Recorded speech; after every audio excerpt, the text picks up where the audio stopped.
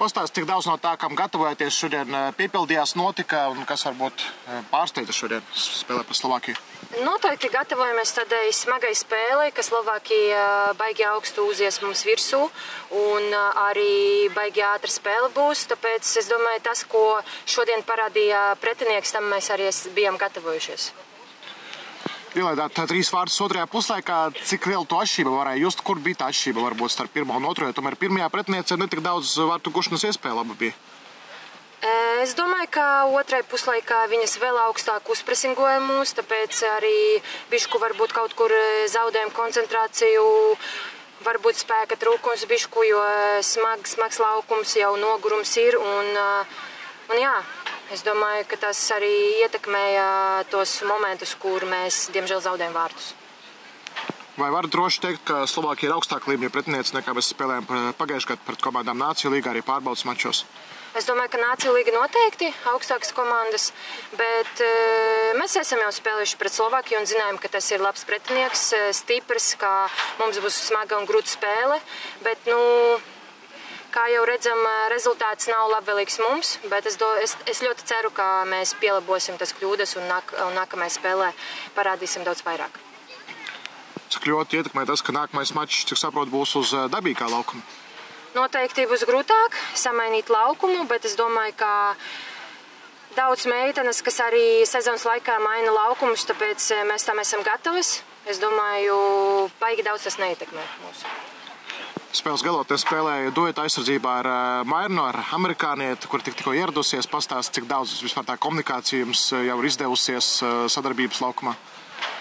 Noteikti varu apsveikt viņu ar debutu nacionālajā izlasē, un es ļoti ceru, ka arī vairākas spēles varēs aizvadīt kopā ar mani vai kopā ar citu spēlētāju, bet es domāju, ka viņa labi iejutās komandā. Pietiekami daudz komunicē, tas, kas mums vajadzīgs, tāpēc es domāju, ka ar nākamajām spēlēm viņai būs lielāka pieredze un arī parādīs sevi. Paldies tev! Romāns Kočovs pēc spēles pret Slovākiju. Treneri, kas šodien izdevās, kas neizdevās no tā, kas bija iecerēts? Sākumā es gribu pateikt lielu paldies mūsu spēlētājiem. Tiešām par labu spēli. Un arī līdzjūtējiem, tie, kuri bija vairāk nekā 200, es tā dzirdēju. Un liels paldies cilvēkiem, kuri pieslēdzas pie teleekrāniem, skatīties arī šo spēli un mūs atbalstīt. Par spēli, principā, mēs ļoti labi zinām, ka spēlēs pretinieks. Gan taktisko schēmu, gan uzminējām ar sastāvu, tie, kuri spēlētāji viņam izies šodien pamatsastāvā. Ja mēs runājam tieši par spēli, tad pirmās 60 minūtes, līdz pirmajiem ielaistiem vārtiem, mēs darījām viss perfekti un viss fantastiski tieši tā, kā mēs gribējām, tā, kā mēs gatavojamies taktiski, ar pārējiem uzbrukumā, nosegt vidēju zonu, virzīt pretinieku spēlētājus, lai viņi vairāk tieši spēlēt ar laukumu vidu. Ar viņiem centrāliem pusagiem un balsta pusagiem, un šīs lietas mums ļoti labi izdevās. Bet šeit, manuprāt, patraucēja mums šodien noturēt neizšķir, varbūt kaut kāda pretuzbrukuma uzvara tieši, manuprāt, tas ir fiziskas kondīcijas, tomēr, manuprāt, šodien pretinieki bija svaigāk.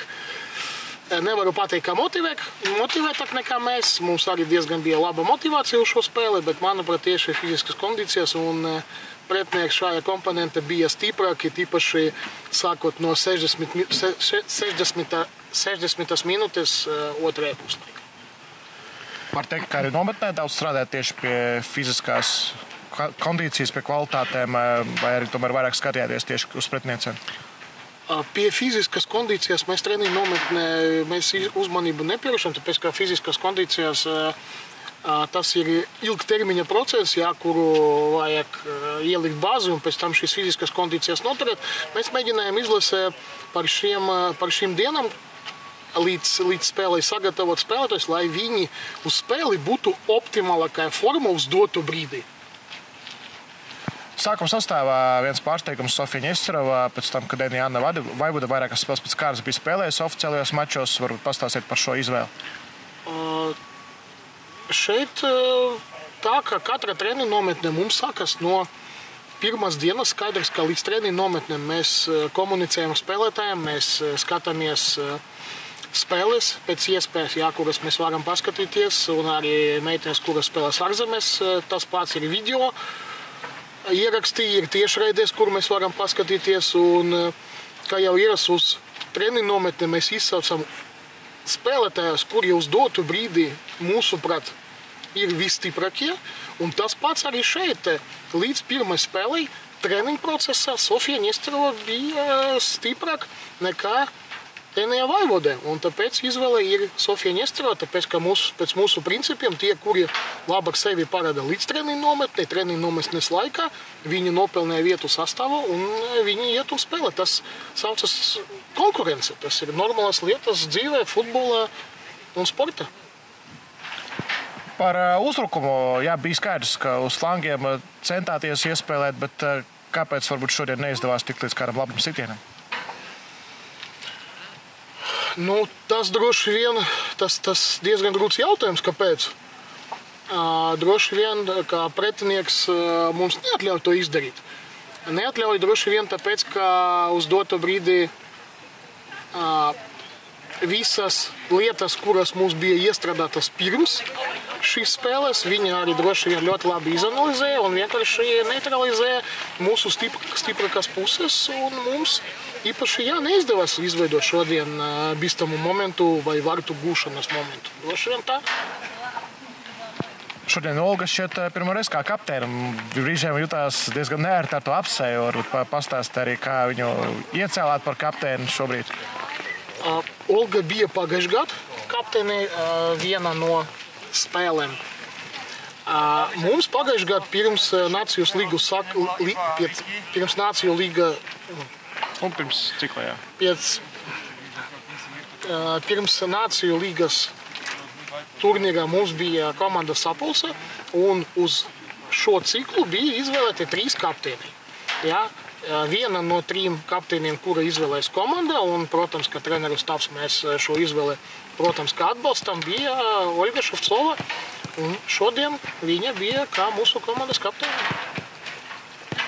Šodien izlasē debitēja arī amerikāniete Mairne. Varbūt vari pastāstīt, cik daudz viņa jau ir sevi parādījis treniņos, kāds varētu būt materiāls nākotnē? Ja mēs runājam par Aleksandru Mairnu, tad sanāk tā, ka es viņu zinu jau ap 3 gadiem. 3 gadus mēs komunicējam ar vecākiem, komunicējam arī ar viņu. Un, principā, par viņu man bija ļoti daudz informācijas, bet šī informācija viņa vairāk bija ar video spēlēm. Es skatījos tikai video spēles, kur viņa spēlē savā čempionātā. Šeit bija problēma, kāpēc viņa nebija atrasta, tāpēc, ka viņa taisīja dokumenti, lai viņa būtu Latvijas pase, un pēc tam mēs varējām viņu aicināt uz nacionālo izlasi. Pasi viņa dabūja un nopelnīja ar to iespēju būt uzaicināti uz nacionālas izlasi. Pirmais iespējas, es varu pateikt, ka pirmais iespējas ir ļoti labs. Pirmkārt, viņa ir ļoti jauna spēlētāja, otrkārt, viņa tehniskas, taktiskas prasmes ir laba līmenī, un es domāju, ka mūsu izlase viņa tikai palīdzēs, un būs vēl lielāka konkurence par vietu sastāvā, par izsaukšanu uz nacionālo izlasi uz nākamo treniņu. Un droši vien vēl negatīvas emocijas sagādā Ligitas Tumanas trauma, vai ne? Pagaidām nav zināms, kas tur ir. Es biju ļoti tālu un pagaidām nevaru komentēt, kas tur varētu būt. Tas ir ļoti negatīvs moments, protams, gan priekš maniem, gan priekš visai komandai.